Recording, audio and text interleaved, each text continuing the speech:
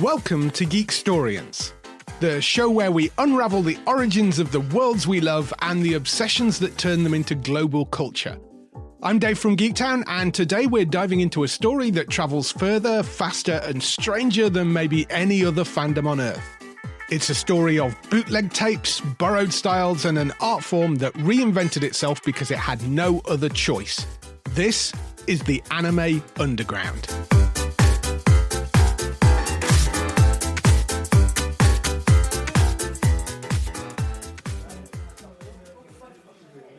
It's 1994. Too late for the university common room to be still this busy. The fluorescents are humming, someone's half asleep over a maths textbook, and vending machines wheeze in the corner, radiating the smell of instant noodles and temporary life choices. But in the middle of the room, a small knot of students are huddled around a battered 14-inch CRT TV hooked up to a VCR. The screen flickers blue. Somebody presses play. The VCR chunters, hiccups, and the image finally resolves, sort of. It's a fifth-generation tape, so every colour has a purple halo like someone spilled grape soda over the master copy. Even the subtitles drift slightly ahead of the dialogue as if they've got somewhere better to be. Nobody minds, though, because on-screen a girl with neon pink hair vaults between rooftops, swords blazing, music pounding out through a single worn speaker. No one here knows the studio. No one here has seen the original tape. No one here is entirely sure what the plot is, but they all understand the moment. This tape shouldn't be here. It travelled through 2 fan societies, 3 countries, and at least 7 VCRs. Subtitled by someone fueled by more caffeine than oxygen. Copied at 2 a.m. in a bedroom full of blinking LEDs. And now it's glowing on this cheap TV in a drafty common room, like a secret you can't unwind. This is how anime moved before the internet made everything immediate. Not through broadcasters, but through fans. Copy by copy, hand by hand, heartbeat to heartbeat. But this story doesn't begin in a common room in the 1990s. It begins half a century earlier, with a country studying imported American cartoons, rebuilding its identity, and accidentally inventing an entirely new way to animate the world.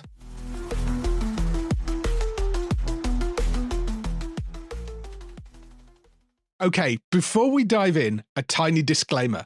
I'm doing my absolute best with the Japanese names in this episode, but if I stumble or mangle the pronunciation here or there, apologies in advance. I promise any errors are mine and not the fault of the language, which is infinitely more elegant than my tongue allows. On with the show.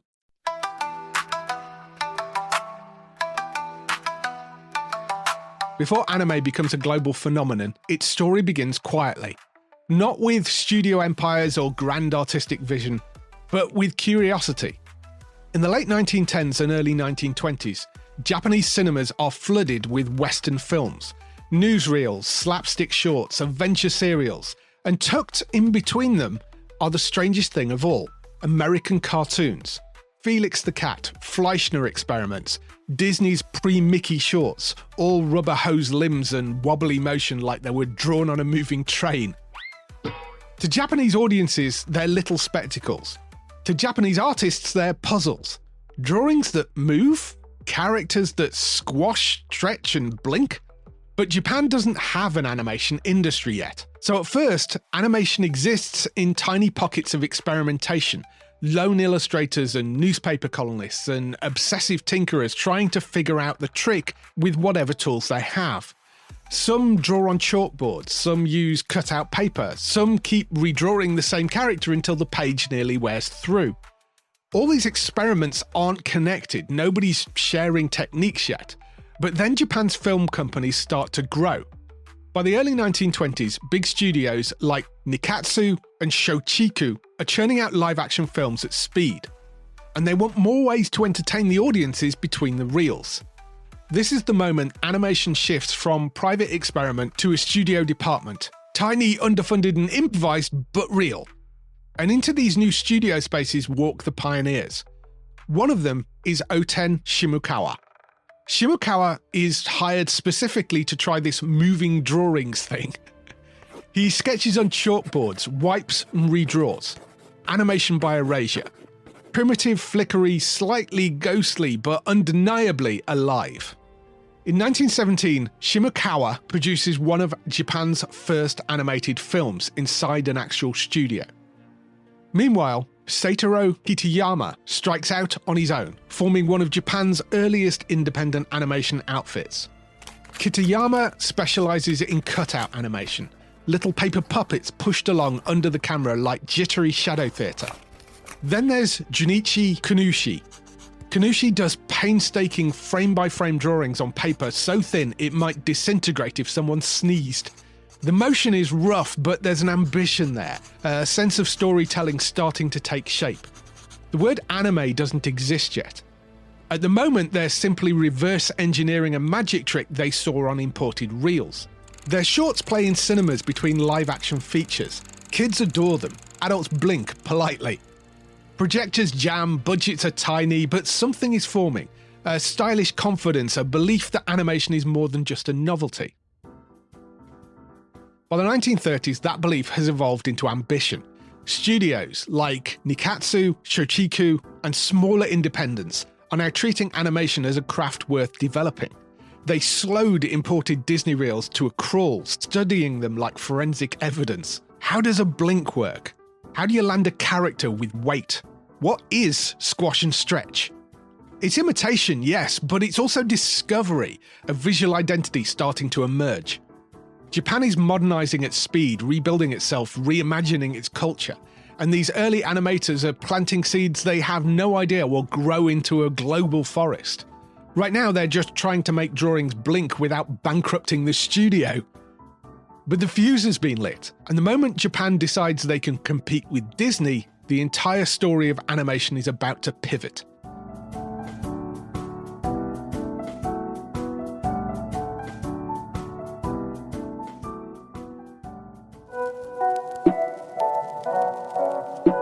By the late 1930s, Japanese animation has grown from tiny studio experiments into something sturdier. Not large or glamorous, but established. Little production teams are making shorts for cinemas, educational films, and increasingly stories with purpose. But ambition bends quickly when the world tilts into war. As Japan moves through the 30s and 40s, animation becomes part of the national project. Funding appears, but only for films that align with the message of the era. Studios that once made light entertainment now find themselves tasked with patriotic storytelling. This brings us to the man who will create Japan's first animated feature film, Mitsuyo Seo. Seo is a talented artist with a precise eye. He studies Western animation obsessively, especially Disney, analysing timing, posing, and how to make characters feel alive. But he's working at a time when animation cannot simply be expressive, it has to be useful. In 1943, Seo directs Momotaro's Sea Eagles, a medium-length propaganda film that retells a wartime attack using cute animal pilots, a deliberate choice to soften the message to make nationalism feel gentle, even playful. The tone is so oddly sweet and earnest, you almost forget what it's about. Imagine Watership Down if the bunnies were flying planes. It's charming, strange, but undeniably propaganda. 2 years later, Seo receives a far bigger task: create Japan's first full-length animated feature.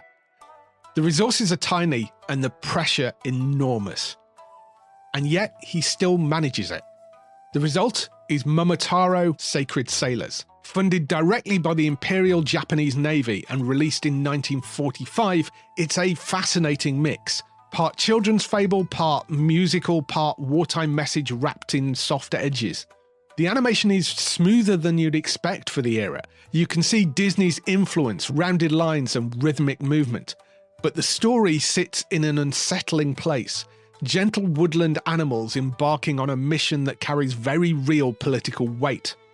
Still, Momotaro Sacred Sailors marks a milestone. Japan's first animated feature. A statement that animation is not just a novelty, it's a medium capable of scale. And then, almost immediately, it disappears. After the war, the Allied occupation bans it. Anything that even resembled militaristic propaganda had to be pulled from circulation. Prints are destroyed or shelved. And Seo leaves animation entirely. For decades, the film becomes a whispered legend, a missing link in the story of anime's evolution. It's not until the 1980s that an almost complete print surfaces in a warehouse.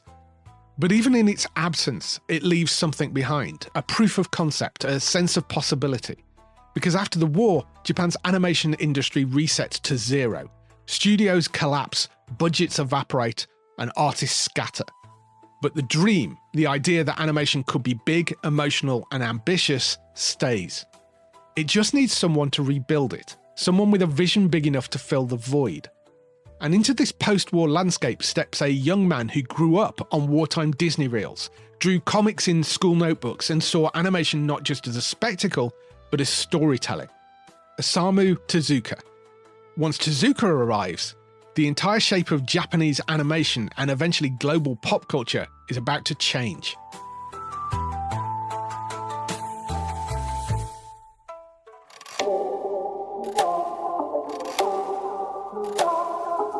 So far, our story has followed the thread of Japanese animation. But to understand what happens next, we need to take a detour. A big one. Because the future of anime doesn't begin on an animator's drawing table or in a studio. It begins on the page. And to understand the man who will reshape animation forever, Osamu Tezuka, we need first to understand the medium that shaped him. We need to talk about manga. If you're imagining comic books but Japanese, that is sort of true and understandable, but wildly incomplete. Because manga isn't a genre, it isn't a niche, and it definitely isn't children's entertainment. Manga is a storytelling engine, one with roots stretching back to at least the 8th century in Japan. It begins with a long illustrated scroll, an emakimono, a story told through images that flow into each other centuries before comic panels. Then there's the famous Choujubutsu Giga, frolicking animal scrolls from the 12th century, often nicknamed the first manga, not because they're comics as we know them, but because they show a distinctly Japanese instinct for visual storytelling with personality. Around the 18th century, during the Edo period, you get humorous picture books, satirical sketches, and the wildly popular kibyoshi, short, punchy, mass-produced stories printed from woodblocks, arguably some of the earliest comic books in the world. Then in the early 1800s, an artist produces a series of sketchbooks called Hokusai manga. And if you're a student of art and recognise that name, yes, that's the same Hokusai who created the famous woodblock print, The Great Wave. He uses the word manga here to mean whimsical drawings. These weren't stories yet, more like sketchbooks bursting with ideas, but the name and the playful spirit behind it endured. So Japanese relationship with visual storytelling has very deep roots going back centuries. But after the Second World War, those traditions collide with a new economic reality and a hunger for cheap, portable entertainment. And that's the moment manga transforms itself from a cultural tradition into Japan's storytelling powerhouse. And if you're wondering why, look at Japan in the post-war 1950s. A country rebuilding but traumatized. People exhausted physically, emotionally, and spiritually. They need stories, but prose in novels asks for investment. Manga offers that immersion with far less effort. And I know there will be people out there who love to read and will be asking, why manga, why not paperback novels? It's partly to do with Japanese writing, because Japan uses 3 different writing systems at once. Kanji, borrowed from Chinese and representing meaning, not sound. Kanji includes thousands of characters that many adults struggle to master fully even today. Hiragana, a phonetic script derived from simplified kanji, with each character representing a syllable, which is generally used for native Japanese words, grammatical endings, and things that don't have a kanji representation. And katakana, another phonetic script, also derived from kanji, with a more angular appearance, used primarily for foreign loanwords, scientific names, and onomatopoeia. If you're trying to picture it, it's a bit like reading a novel where English suddenly swaps into Greek for half the words, then throws in some elven runes for emphasis and expects you to carry on like that's perfectly normal. And a novel can be dense with kanji, layered grammar, and long passages of uninterrupted text. For people in the 1950s, especially after years of disrupted wartime schooling, reading a novel could feel like homework when all you really wanted to do was relax and have a little escapism. Manga solved that instantly. The artwork carried half the meaning, sound effects are written in simple phonetic script, sentences are shorter, vocabulary lighter, and context fills in the gaps. If you can read basic Japanese, you can read manga. And even if you can't read anything, the pictures help you along. It becomes scaffolded reading, accessible whether you're a factory worker, a student, or someone whose kanji knowledge isn't perfect. Manga doesn't judge your literacy, it invites you in. And manga was also cheap to produce, usually black ink on low-cost paper. And because it was printed as small booklets or thick digest magazines that slipped easily into pockets, satchels, and lunchboxes, it was portable. And it wasn't only sold, it was also rented through dedicated shops, a bit like libraries, but just for manga. Many of these still exist today, making manga accessible to even the poorest student. And crucially, the stories in manga became for everyone. This is where Japan diverges sharply from the West. In the US in the 1950s, comics get boxed into the kids-only corner, policed by the Comics Code Authority and moral panics. See episode 2 for more of that. But in Japan, publishers realise they can make manga for every age group, and so they do. Action and fantasy for kids, romance, drama and sports for teens, workplace drama, crime thrillers and historical epics and political satire for adults. If it exists as novel prose, there is somewhere a manga for it. Doctors read manga during long shifts. Factory workers read manga on breaks. Students devour manga on commuter trains. Parents borrow their kids' volumes after dinner. Manga isn't just Japanese comic books. It becomes a shared cultural bloodstream, made for everyone of any age or social standing, a paperback revolution for a country in recovery. And it's into this environment steps Osamu Tezuka, the man who will reshape animation forever. He grows up as a quiet, artistic child in Osaka, constantly drawing, constantly daydreaming. His father takes him to cinemas to watch foreign films and Disney animation. His mother takes him to the Takarazuka Revue, the all-female musical theatre troupe whose dramatic gestures, glamorous costumes and sparkling eyes imprint themselves into his imagination. And then there's the film that strikes him the hardest, Princess Iron Fan, a 1941 animated feature from China that shows Tezuka that animation can be grand, emotional and epic. These three influences fuse with centuries of Japanese visual storytelling into Tezuka and become something new. When he starts creating manga professionally, he treats the page like cinema. Panels become camera shots, page turns become edits. Emotions hit with the force of a close-up on a giant movie screen. He doesn't just draw comics, he's directing them. And Japan responds instantly. Tezuka becomes the most influential manga artist of his generation. The man who kicks open the door to long-form, emotionally rich, character-driven storytelling. But the page isn't enough.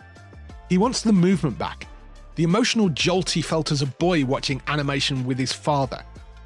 And in the early 1960s, television finally gives him that chance.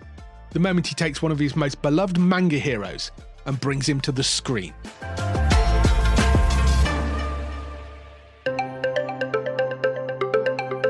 It's 1963. A new show hits Japanese television about a brave little android with rocket boots and a heart far bigger than his steel frame.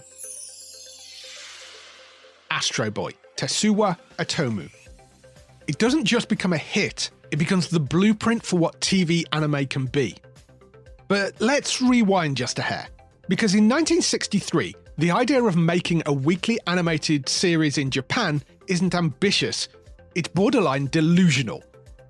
Television is still finding its feet. Most families don't even own a set. While broadcasters are hungry for content, they have budgets so small you could accidentally throw them out with the receipts. Live-action drama is expensive, variety shows are unpredictable, and imported Western animation costs more than they can afford. But homegrown animation? Ridiculously out of reach. Japan's animation studios are tiny, underfunded, and still recovering from the wartime years. Producing animation for cinema is possible, but only as expensive prestige features or short films backed by full studio resources. Producing animation for television week after week after week looks financially suicidal. And this is the moment Osamu Tezuka steps forward and announces that he can do it. Not maybe, not with enough funding, he just says he can. Broadcasters stare at him. They know how expensive animation is. They know how long it takes. Tezuka's confidence sounds like the sort of thing you'd only say if you'd never actually made animation before.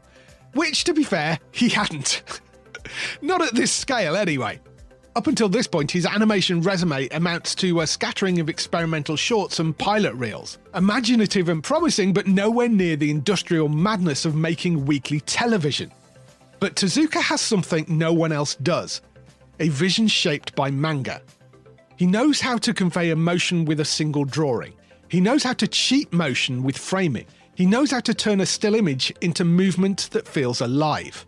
He believes that by applying manga logic to animation, he can make the impossible possible.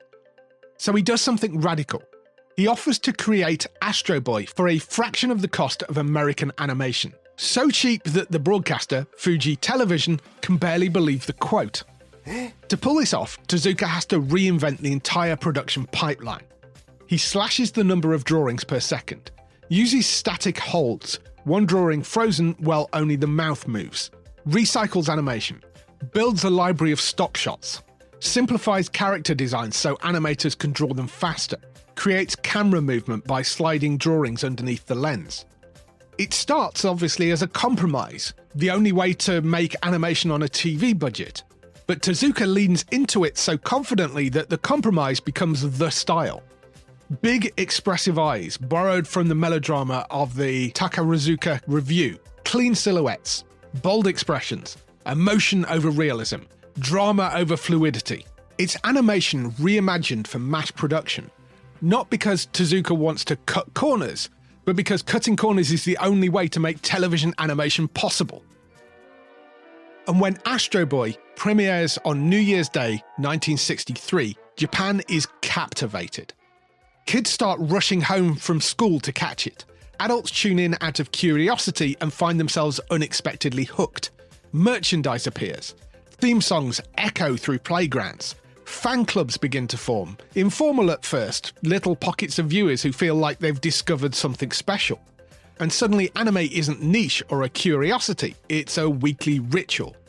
Tezuka's studio, Mushi Productions, can barely keep up. Other studios spring up to meet demand. Toei, Takunoko, Tokyo Movie, later TMS. Animators flood into the industry. Trained artists, teenagers who grew up on Tezuka's manga, and people with no experience beyond enthusiasm. Astro Boy doesn't just spark an industry, it changes what animation means in Japan. Because in the West, animation is still pigeonholed as kids' entertainment. Cute, harmless, disposable. But in Japan, thanks to manga's all-age tradition, Astro Boy lands differently. It's adventurous enough for children, thoughtful enough for teenagers, and philosophical enough for adults. It's the first time a TV series asked Japanese viewers to think of animation not as a genre, but as a medium. A medium capable of comedy, tragedy, action, science fiction, moral complexity. Whatever you can draw, you can tell. And if you can tell anything, well, sooner or later, you're going to want to draw something big.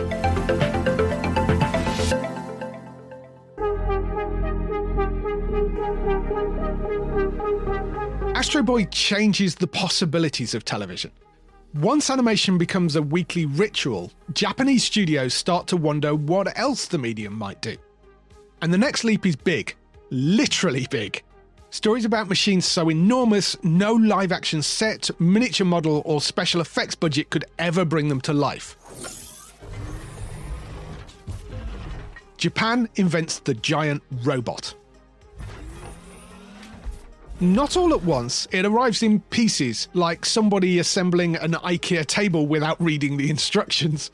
But the first recognisable silhouette appears in 1963, the same year as Astro Boy, in a series called Tetsujin Nijuhachi Go, known eventually overseas as Gigantor. It's the tale of a boy controlling a towering wartime robot, now repurposed to fight crime. It's clunky, it's charming, and it's absolutely enormous. And audiences like it, not wildly, but enough to plant a seed. Robots can carry stories too. Japan is in the middle of an industrial boom. Bullet trains, monorails, automated factories. The idea of piloting a giant machine feels like the future crystallized into a toy. But Tetsujin is still robot as tool, a remote-controlled hunk of heroic steel. The next step is stranger and far more influential. In 1972, Go Nagai creates Mazinger Z. And Mazinger doesn't just escalate the idea, it rewrites it. Because Mazinger isn't remote controlled, it's piloted from the inside. A teenager climbs into the robot's head, grabs the controls, and suddenly the whole machine becomes an extension of his body. The robot isn't a tool anymore, it's a suit of mythic armor. And this is the birth of the super robot, the beginning of what fans would soon call mecha. Robots with rocket punches, laser eyes, chest cannons the size of garden sheds, and physics quietly packs its bags and leaves the studio. Kids adore it, and toy companies adore it even more. Department stores begin dedicating entire aisles to heroic robot shelves, and for the first time, anime becomes a cross-media ecosystem. Animation, toys, manga, albums, more toys, more animation. It's a feedback loop with merchandising as fuel. By the mid-70s, Japanese television is overflowing with robot shows. Dozens of them. Mazinger Z hasn't just been a hit, it's kicked off a full-blown gold rush. Every network wants its own metal giant. Toy companies want something they can bolt missiles to, and audiences now expect robots the way Western kids expect cowboys or superheroes. The airwaves are wall-to-wall chrome and rocket punches. But while superhero mecha is great for young kids, the children who grew up on Mazinger Z are now teenagers, and ready for something with weight. Something with consequences and complexity. Something that asks hard questions. What if war is horrifying? What if machinery is fragile? What if soldiers cry? Which leads us to 1979, the year everything changes. A new show debuts. Produced by Sunrise, a young animation studio gaining a reputation for ambitious original work. Real war, real casualties, politics, trauma, robots not as magical saviors but as weapons. Machines that can break, pilots who are frightened, grieving and human. Mobile Suit Gundam, created by Yoshiyuki Tomino. The show airs on Nagoya TV, which was affiliated with the wider TV Asahi network. And the reaction? Confusion, nervous sponsors, and a broadcaster that has no idea what it's sitting on. To Asahi, it looks like somebody accidentally slipped a moody military drama into their very profitable kids' toy merchandising machine. The ratings wobble, they dip, they sink. Asahi panics. They shuffle Gundam around the schedules like they're trying to hide it behind sofa cushions. The original 52-episode plan is slashed to 39. It is quite literally getting Firefly'd decades before Firefly existed. And at the same time, Clover, the toy sponsor bankrolling the show, produces big, clunky, super robot-style toys. And nobody buys them. So on the surface, it seems like the show has failed and the merch has failed. However, the fans who do find the show, they love it, deeply and obsessively. Because Gundam isn't chunky superhero robots, it's military engineering. Kids sketch the mobile suits in notebooks. Teenagers redraw them with technical precision. University students treat the mecha like it's aerospace diagrams. And one company spots the disconnect. Bandai, who aren't involved in the show at this point at all, see what's happening. They realise the audience doesn't want clunky toys. They want model kits, something they can build, customise and tinker with. So Bandai approaches Sunrise, securing the now available merchandising rights, and take a gamble on this seemingly failed TV show. They launch the first plastic model kits, Gunpla, and unlike Clover's oversized toy bricks, they immediately sell out. Completely. Shops are pinning handwritten order lists to walls because they can't restock fast enough. Factories add shifts. Bandai executives developed the slightly glazed expression of people who've just discovered a legal license to print money. And TV Asahi could only stare in baffled, slightly queasy disbelief, because by this point, they've already cut the episode order, aired the shortened run, and washed their hands of it. Asahi only ever owned the rights to broadcast Gundam. Sunrise owned the series itself. And now Bandai's Gunpla sales are proving there is an audience. It's just not one Asahi or Clover ever managed to find. It's too late for Asahi to fix anything, other than look on like the exec who turned down the Beatles, realising far too late what they'd thrown away. Sunrise and Bandai partner up. Bandai brings the money and momentum, Sunrise brings the creative rights. Together they produce a trilogy of compilation films, edited versions of the TV series released theatrically. And these films find the audience the broadcasts never reached. Teenagers, university students, hobbyists, people who could never catch the show in its ever-moving time slots, but who connect with it instantly in cinemas. The films are a hit. Gunpla explodes even further. Suddenly the show Asahi effectively cancelled becomes the centre of a growing franchise. Not because of TV ratings, but because the fans, the model kits, and Bandai kept it alive. Gundam doesn't survive because it was renewed, it survived because it was reborn.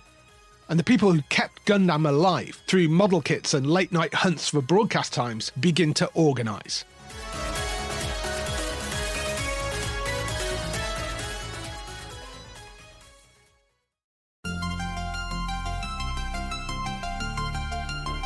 By the early 1980s, giant robots have done something no one expected. They haven't just changed anime, they've changed the audience. They've turned viewers into participants and participants into organisers. Because the teenagers who followed Gundam through its weird time slots, the students who queued up for compilation films, the people who treated Gunpla like sacred artefacts, they don't think of themselves as casual viewers anymore. They're fans, not individually, collectively. And they're about to build something that didn't really exist yet. A community designed to keep anime alive, understood and shared. Not through TV, not through studios, not through official channels at all, through each other. The first tool of this underground network isn't VHS, it's a little early for that yet. It's the humble audio cassette. Cassette decks are cheap, portable and everywhere. Students hold microphones up to the TV speakers during episodes of Gundam or whatever mecha show they were obsessed with and record the whole broadcast as audio. Not because it's perfect, but because it's possible. And also because if you missed an episode, you missed it forever. Broadcasts didn't really repeat. During lunch breaks at school, fans sit cross-legged on classroom floors, rewinding their tapes and watching anime by sound alone, filling in the images from memory, arguing about scenes, trading impressions.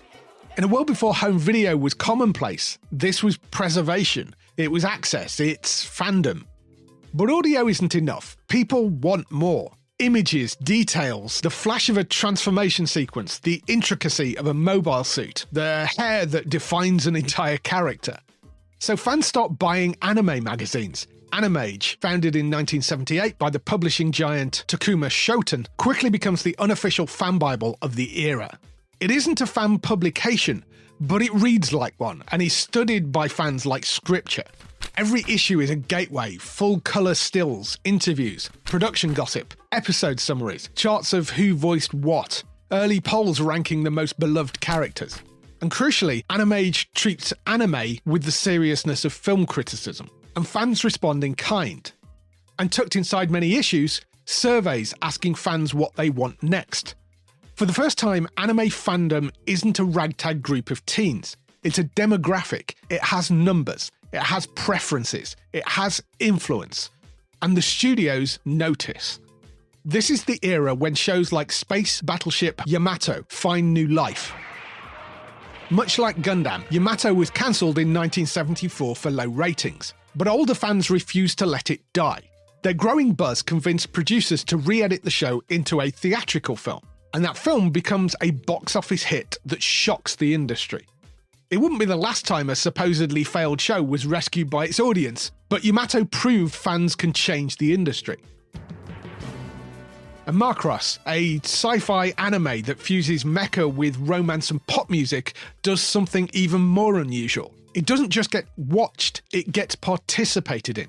Fans buy the characters' singles, vote in magazine polls, argue over love triangles, memorize transformation sequences, and treat Lin Minmei, the fictional pop idol at the centre of the story, like she's an actual chart star.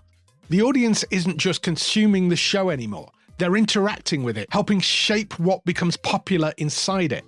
It's the moment anime stops becoming a broadcast and starts becoming a feedback loop. And then technology takes a step forward. Enter VHS.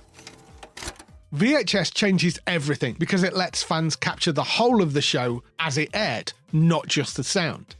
But there's a problem. In the early 80s, VHS machines are more common but still expensive. Few families in Japan have them.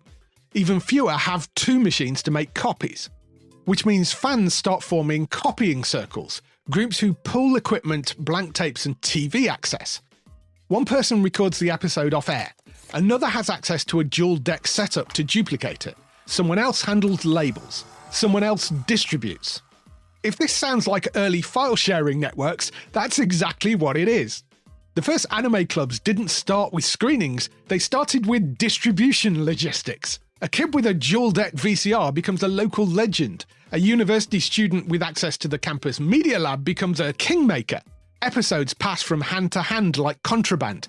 But the real magic of this era isn't just the tapes, it's the fanzines. Japan's first wave of handmade magazines, typed, photocopied, hand-stapled, become the beating heart of anime culture. They're messy, they're passionate, they're full of wildly specific opinions on mecha designs, character arcs, animation credits, and rumours whispered from someone who knows someone who swears their cousin once visited an actual animation studio. Fanzines turn passive fans into participants. Writers, analysts, artists, curators. People don't just consume anime anymore, they interpret it, debate it, and preserve it. And that energy, that need to share, to explain and evangelize, creates the next evolutionary leap. Fan clubs. Official ones, unofficial ones, campus groups, school societies, mailing lists where people handwrite letters and then mail them in brown envelopes stuffed with photocopies, clippings, and tape summaries. Anime is becoming a culture with infrastructure, built entirely from the bottom up. And all of it, the tapes, the magazines, the clubs, the gossip networks, it's laying the foundation for something the studios don't even see coming, because these fan-made distribution webs aren't going to stay in Japan.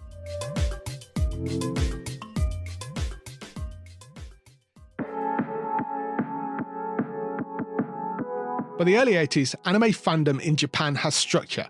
Copying circles, fanzines, clubs, magazines, mail networks. If you want a show, someone knows where to get it. But Japan isn't the only place where these invisible circuits are forming. On the other side of the Pacific, something else has been quietly happening, almost by accident. Because the first people to carry anime out of Japan aren't fans, they're travellers. Think about the people moving between Japan and the West in the late 70s and early 80s. Business people, academics, tech workers, American military families stationed at bases.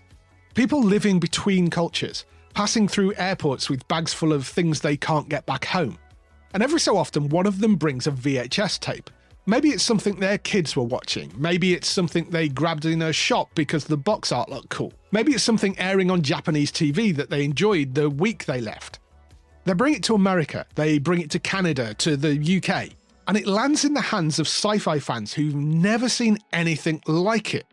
A cartoon that doesn't behave like a cartoon. This is how the first wave of anime enters the West. Not as a cultural export, but as a curiosity. A tape passed around a dorm room. A university sci-fi club screening a robot that turns into a plane and nobody knows why.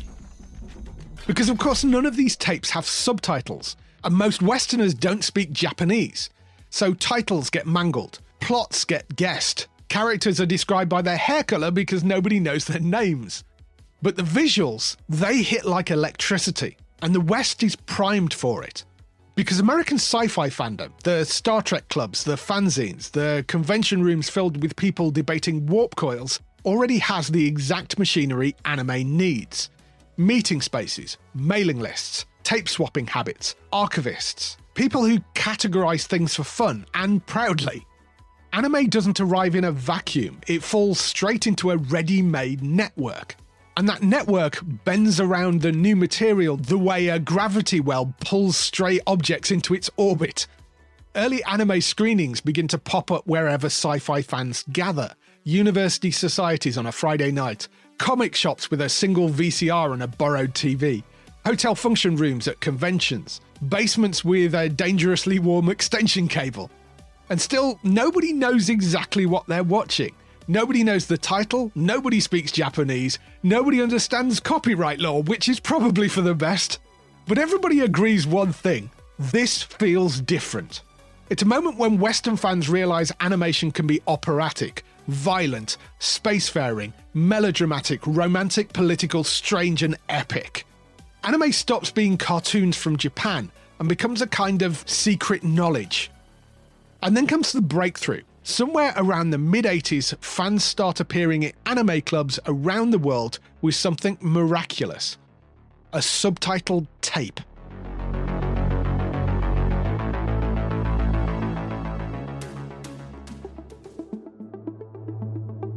A subtitled tape changes everything.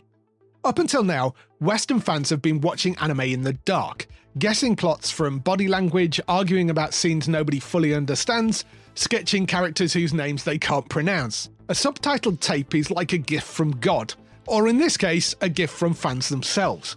Because the first subtitled tapes were not official. Japanese studios didn't even know a Western audience existed. These were fan subs, short for fan subtitled. Fans who had access to Japanese tapes, who understood a bit of the language, had just enough hardware and more than enough obsession, translated entire episodes and burnt the text directly onto the picture. It's rough, it's mistimed, and it's sometimes hilariously literal. But for the first time, Western fans can understand what they're watching, and once that happens, they want more. A lot more. So the first fan subtitling groups form. Not companies, not formal organisations, just clusters of enthusiasts, students, engineers, linguistic majors, Japanophiles with dictionaries the size of paving slabs, pooling skills and equipment to translate shows nobody else will touch. Their studio is usually a dorm room or living room full of tangled cables, 2 overheating VCRs, and if they're lucky, a home computer. Not a sleek modern one, a mid-80s workhorse, an Amiga 500, an Apple II, or whatever early PC they can coax into generating text. These machines aren't editing video, they're just producing subtitles, plain white letters on black background, one line at a time. And then comes the part that turns the whole operation into an engineering ritual, because the workflow is absurd. Freeze the tape, rewind, play, translate, rewind again. Type the subtitle into the computer, usually on a clacky beige keyboard that sounds like artillery. Pipe that text through a genlock, a little box that forces the computer's letters onto the video whether the video likes it or not. Record the combined image onto the next tape using the second VCR. Repeat until dawn. It's slow, it's painful, and it's technically nightmarish. But it works. Western fans can finally follow the story, not just admire the robots. And this unlocks the next phase of the underground. Tape trees. A tape tree is a branching network, a distribution diagram hand-drawn or typed on an early computer, mapping who copies tapes for whom and who downstream gets copies from them. At the top sits the master tape, either a raw Japanese recording or a fan sub. Below that, people with dual-deck VCRs who can make 5 or 10 copies each. Below them, local club members making copies for their own area. Each branch spreads. And of course, each generation degrades. 10th generation tapes sometimes look like they've been filmed through cling film or bubble wrap. But no one cares because the system is working. And Western anime fandom begins to resemble Japan's, just held together with more duct tape. Anime clubs explode across campuses. Sci-fi conventions start dedicating entire rooms to anime screenings. Hotel function suites turn into makeshift cinemas with flickering cathode ray projections and chairs borrowed from 3 different conferences. Some screenings are fan subtitled, some aren't. Sometimes the only translation is a fan at the front of the room explaining the plot live, like a slightly overwhelmed tour guide. And on your left, you'll see a giant freaking robot. From these gatherings come the first attempt at dedicated anime events. Not screenings tucked inside sci-fi cons, but proto-conventions. Bacon's anime rooms, Balticon's late-night screenings, UC Berkeley and Caltech anime societies, early meetups in Toronto, London, Sydney and Paris, all building towards the first major dedicated anime convention in the West, AnimeCon 91, a collaboration between old-school sci-fi fandom and the rising wave of anime obsessives. But here's what makes that moment extraordinary. None of it is driven by studios. None of it is corporate, none of it is official. It's fans. Fans who translate, duplicate, organize, educate, archive, evangelize, and build entire pipelines out of nothing. And those pipelines, the tape trees, the subbing groups, the clubs, the screenings, the conventions, do something no Japanese broadcaster ever planned for. They create demand in the West.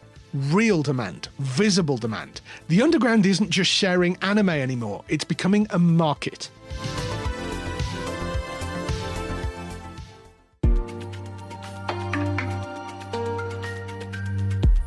Before we move on, you might be wondering what's happening back in Japan whilst all this underground chaos was unfolding in the West. And the answer is, they had absolutely no idea.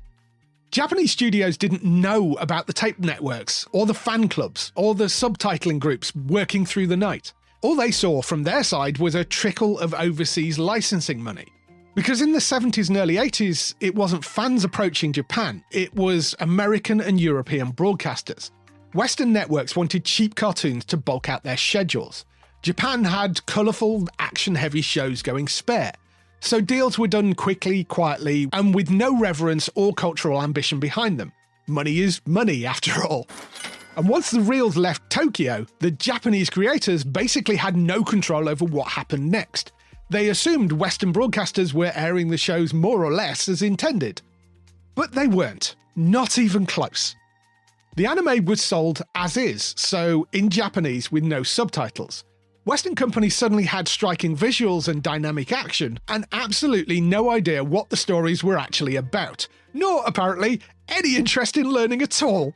So they took those nice visuals and rewrote the shows from scratch. New names, new plots, whole episodes missing, and story arcs stitched together like a Frankenstein monster made out of celluloid. Because to Western executives, this wasn't art or culture, it was cheap cartoons for kids. As far as they're concerned, they could do whatever they wanted. Which brings us to Britain. If you grew up in the UK in the 80s, you absolutely watched anime. You just didn't know you were watching anime. You watched it being introduced from the broom cupboard, with Philip Schofield or Andy Peters squeezed into a continuity booth the size of a wardrobe while Ed the Duck tried to chew through the microphone cables. Watch it, Ed, all right. To anybody listening outside the UK, yes, that was our children's television, just roll with it. And we had Battle of the Planets, which was really the violent, political, death-filled anti-war anime Science Ninja Team Gatchaman. Imported from the US, it was so heavily censored in America that editors had to invent a brand new character to fill the gaps. 7 Zark 7. It's all routine. A nervous little gold robot animated in the US and spliced between scenes to reassure children that nobody had died, even though somebody had very clearly died 2 seconds earlier. Everything is so calm and serene in the great black yonder. It was like watching Star Wars, and every time somebody got shot, C-3PO paused the film to say, "Don't worry kids, he's absolutely fine." Then there was Thunderbird 2086, a show that wasn't a Jerry Anderson production at all. It was a Japanese series called Scientific Rescue Team Techno Boiga, a name so gloriously 80s it deserves its own synth album. British broadcasters quietly slapped Thunderbirds on the title, renamed half the cast and pretended it was part of the Anderson universe. Even Jerry Anderson was confused. What? And the Mysterious Cities of Gold, a French-Japanese co-production animated by Studio Perrault, a confusingly French-sounding Japanese animation company based in Japan, although the BBC certainly never mentioned that part. It was a show with a theme tune so iconic that people my age still sing it in pubs after a few ciders. Meanwhile, in the US, the same thing was happening, only bigger and stranger. Voltron, which began life as Beast King Go Lion, a shockingly violent series that American producers declawed, redubbed and reassembled into something far cuddlier. When they ran out of usable episodes, the Japanese studio accidentally sent them the wrong show. Daruga 15, and the Americans just shrugged and said, fine, that's part of Voltron now. Whatever. And then there was Robotech. Not a single show at all, but 3 completely unrelated anime series welded together because US syndication rules demanded 65 episodes. New plot, new mythology, new everything. If Battle of the Planets was a remix, Robotech was a full operatic rebuild. These versions, the broom cupboard BBC edits, the mangled American dub jobs, the Frankenstein reconstructions, they were the anime we grew up with, and none of us had any idea they were anime or probably even Japanese. But here's the strangest twist. Even these butchered versions left a mark on Western animation, because they showed American studios something Japan had already mastered. You don't need Disney-level fluidity to make action sing. Limited animation could feel dynamic, held poses could feel powerful, stock transformations could become iconic. A good design could do half the storytelling. By the early 80s, you'd see that influence everywhere. He-Man, Thundercats, even Transformers and G.I. Joe started adopting the same toolbox: bold silhouettes, repeated animation cycles, speed lines, dramatic still frames, action posing. They weren't anime, but they weren't fully Western anymore either. They were something in between, a hybrid style born partly from Japan and partly from America trying to make 52 episodes a year without going bankrupt. So on one side you had these sanitized rewritten broadcast edits airing to kids on TV. On the other, you had the untouched original anime thriving underground in university clubs and sci-fi conventions. 2 versions of the same medium, 2 audiences who don't know each other existed. And those 2 worlds won't collide. Until Akira.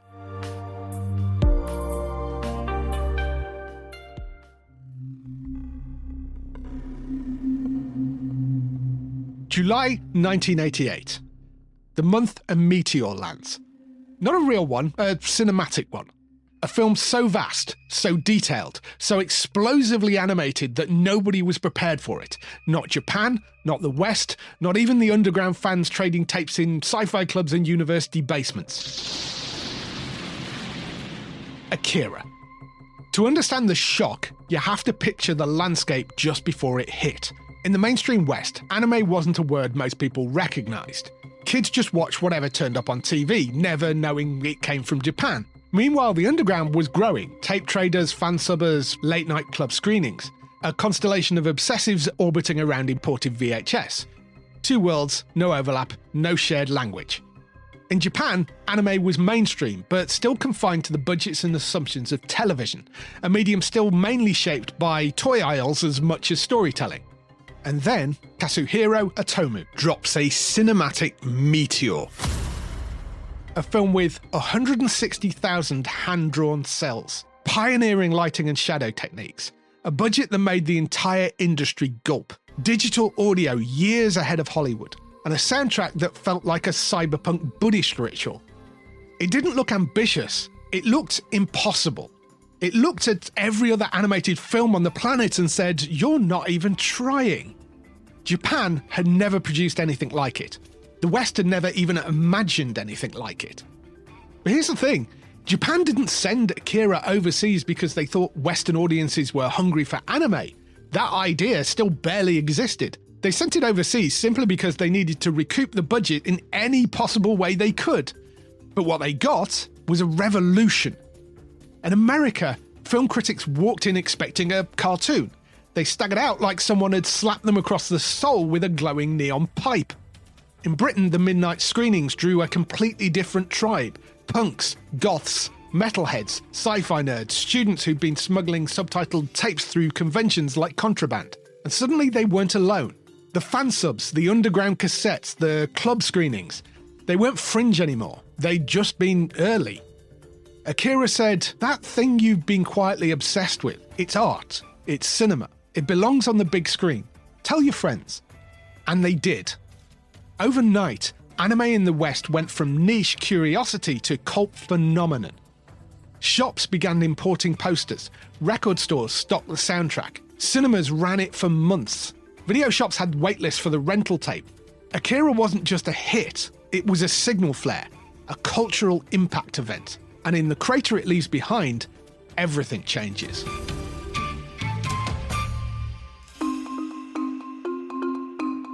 When Akira hits, instantly the shockwaves begin finding fault lines, places where anime was already quietly waiting to erupt, because Akira had done something nobody expected. It had turned anime from a secret into a scene. The first place that changes is the video shop. Suddenly those racks of dusty VHS tapes, horror, martial arts, straight-to-video oddities, started sprouting a new label: Manga Entertainment. A UK-based distributor with branding so aggressive you could spot it from the other side of Blockbuster. Massive red and black logo, zero subtlety, total confidence. And Manga Entertainment became the gateway drug for an entire generation. They hoover up the rights to the heaviest hitters: Fist of the North Star, Ninja Scroll, Cyber City Oedo 808, Devilman, Wicked City. Ultra-violent, often. Sexy, sometimes slightly too much. Stylish, always. These tapes live behind the counter, the "Are you sure your parents said yes" section of the shop, and teenagers swallowed them whole. But in the UK, something else was happening too. Channel 4 quietly slips anime into its late-night schedule.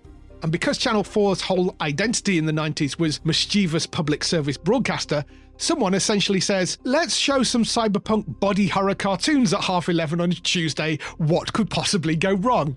Across a rotating slate of late-night slots, viewers encounter things like Urotsuki Doji, which definitely caused some phone calls, Domino Tank Police, Gunbuster, Record of Lodos War. For the first time, anime isn't just being traded in underground clubs, it's being broadcast legally on British TV, even if half the country has no idea what they're looking at.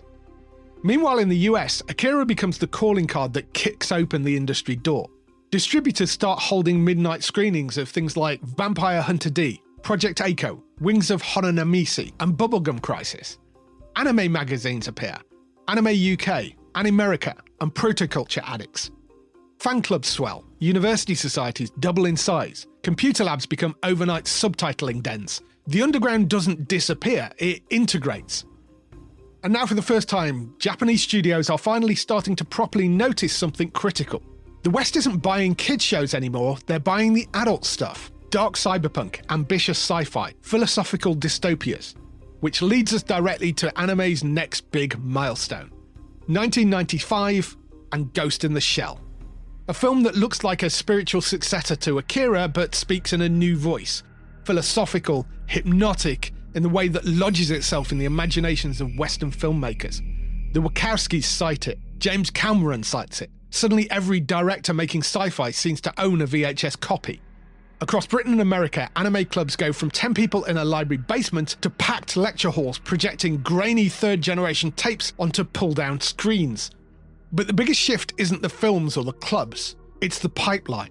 For the first time, anime comes to the West on purpose.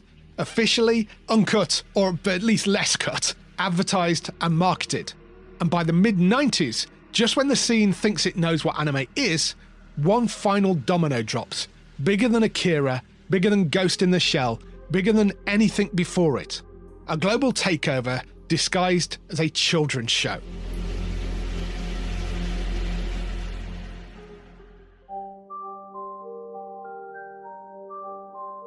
By the mid-90s, anime isn't just a cult anymore, it's a pipeline.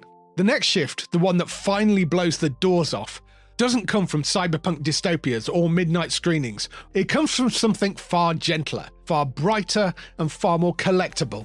It comes from Sailor Moon and a small electric rodent. Let's start with Sailor Moon. In 1992, Japan gets a magical girl series that's half superhero drama, half friendship manifesto. It becomes a phenomenon at home, but it's the Western journey that matters more. Because when Sailor Moon lands in America in 1995, something unexpected happens. Girls love it. Boys secretly love it. The fans don't just watch it, they follow it. They swap episodes. They memorize character names. They talk about the story arcs with the intensity of sports commentary. It doesn't fully break through, not yet, but it shows Western broadcasters something new. Anime isn't just for boys with robot posters. It can hit every demographic we have. And then, in 1997...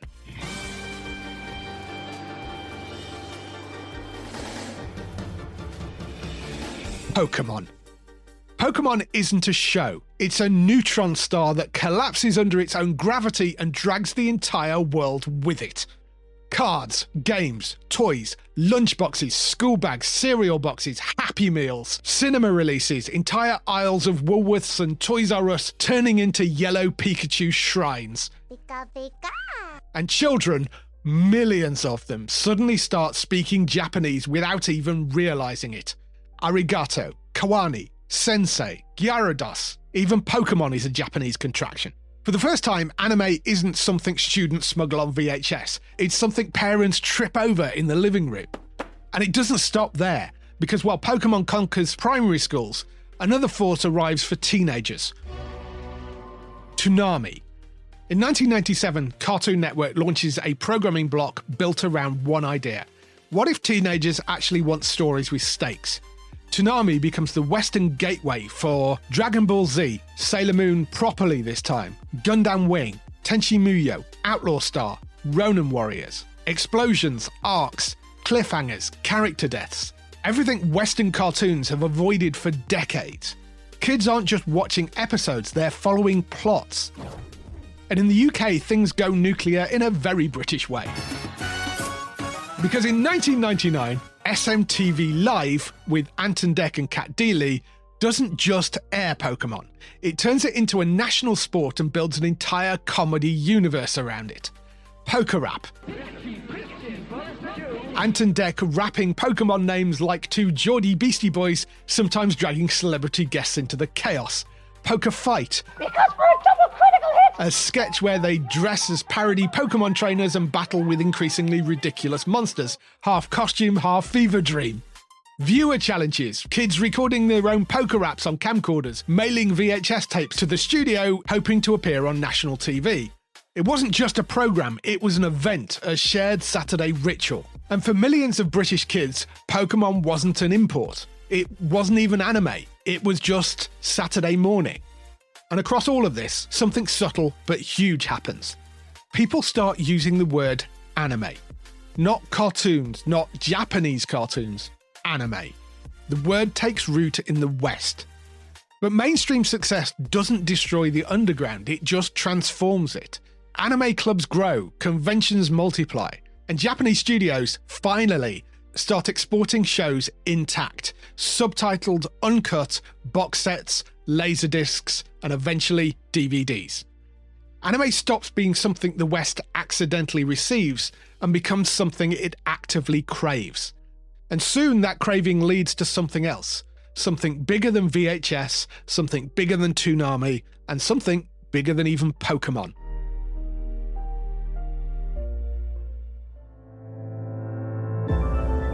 The late 1990s brought Pokemon. The early 2000s brought Toonami's after-school evangelism. But the shift that truly transforms anime forever doesn't come from television at all. It comes from the very thing letting you hear this podcast. The internet.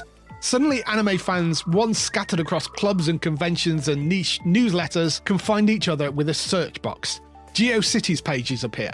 Frame-based websites with star backgrounds, MIDI theme songs, and top 50 anime web rings that proudly list 47 broken links. Forums begin to sparkle into life. Anime Web Turnpike, Fanfiction, Anime Nation, Gaia Online, UK anime mailing lists. But for the first time, anime fandom becomes continuous rather than local. A 24-hour conversation instead of a monthly club meet. And this creates a side effect Japan never saw coming. Fans stop waiting. A new system emerges, digital fansubs. Not VHS to VHS, not two VCRs arguing with a genlock, but soft subtitles, typeset, timed, encoded, attached to digital video files ripped directly from Japanese TV. Suddenly you don't need a friend who knows somebody whose cousin recorded a broadcast in 1987. You just need an AVI file and a codec someone swears isn't malware. Fansubbing becomes faster, sharper, more accurate, and more ambitious. Groups form with names that sound like hacker cells, anime craze, soldats, anime junkies, Jultrans. Some add translator notes, some add karaoke effects. Some introduce themselves with 10 seconds of animated logo work that would make Hollywood studios blush. And anime begins travelling at broadband speed, airing in Japan on a Wednesday and then circulating globally by the weekend. And fans aren't doing this out of greed or even rebellion. Legally, you could buy anime on DVD, but only older series licensed years after broadcast. The new shows, the buzzy ones, the ones lighting up Japanese message boards, didn't reach the West for years. If you wanted the present tense of anime, fansubs were the only route. Anime companies looked at this and panicked, then argue, then panic again. Some threaten lawsuits, some pretend none of it is happening, some quietly study the fansub groups like zoologists observing a newly discovered species. And all the while, the audience keeps growing. Cosplay spreads across conventions. Anime music videos explode on early YouTube and animemusicvideos.org. Linkin Park and Naruto become an inevitable cultural handshake. Fanfiction communities multiply. Mail-order DVDs arrive from Hong Kong, Australia, America, France, anywhere willing to ship. By the mid-2000s, Japanese studios finally begin to understand the scale of what's happening. Anime doesn't just belong to Japan anymore. It belongs to everyone. And eventually, inevitably, the next evolution arrives: legal streaming.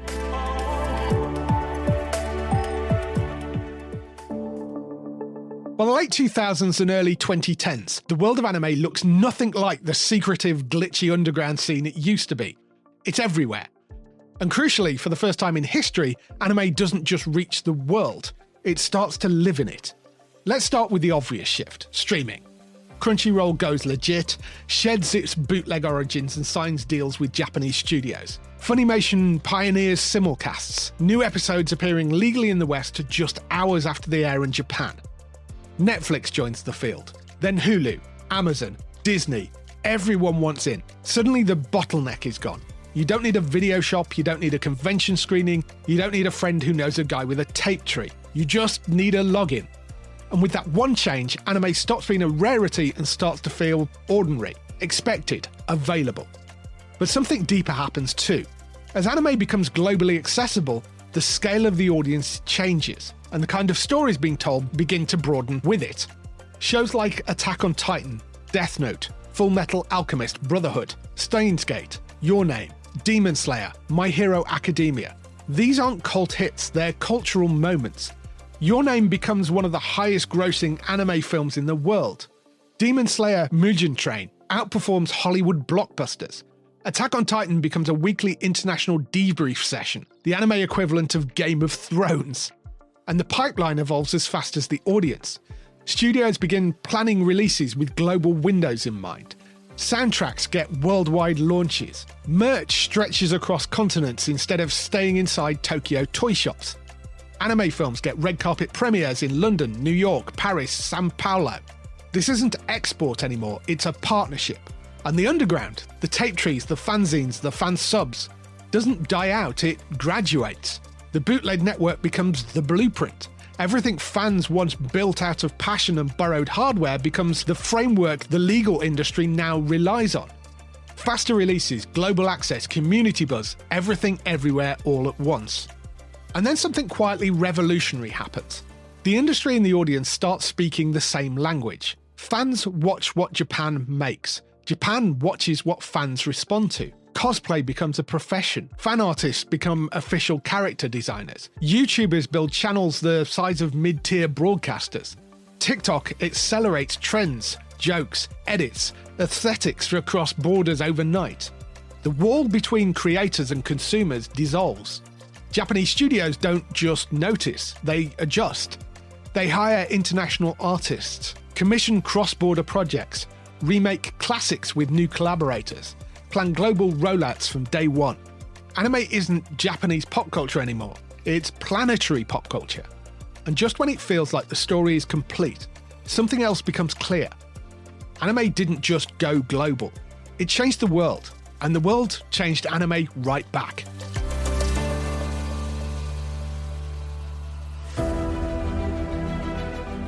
When you look back at the story of anime, really look at it, it isn't a story about giant robots, psychic children, magical girls, or electronic rodents. It's a story about connection. People reaching for each other across distances, across languages, across oceans, across decades. Think about where we began. A lone animator scratching drawings on chalkboards in 1917. Studios rebuilt from the rubble of war.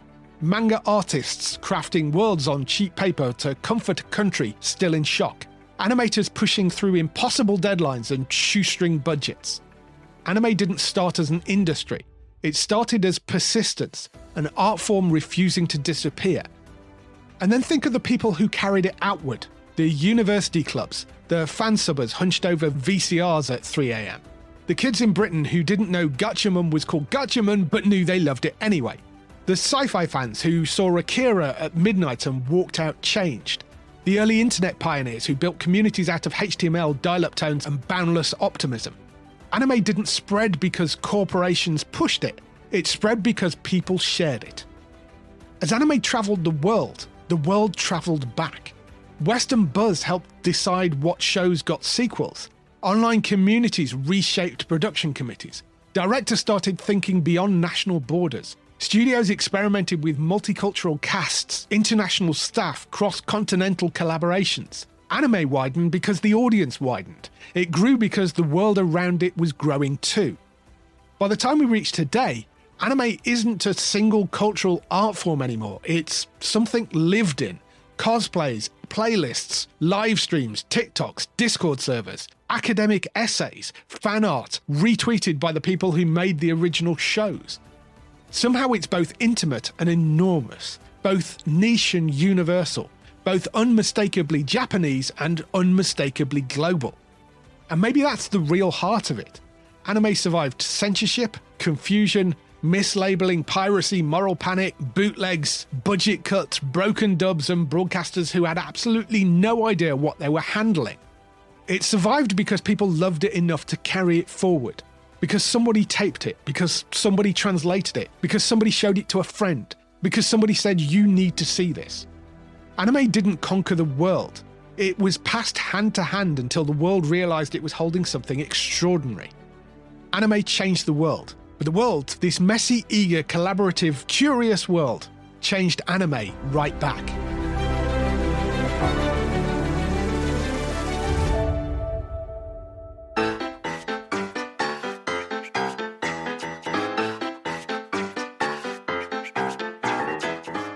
I'm Dave from Geektown, and this has been Geekstorians. If you enjoyed this dive into the hidden histories of geek culture, you can find more episodes and everything else we do over at geektown.co.uk. And if you enjoyed this episode, please like and subscribe. You have no idea how much that sort of thing helps us reach more people. Plus, if you want weekly news, reviews, release dates, and all the usual chaos, you can also find us over at Geektown Radio every week, wherever you get your podcasts. Thanks for listening, look after yourselves, and I'll see you next time, right here on Geekstorians.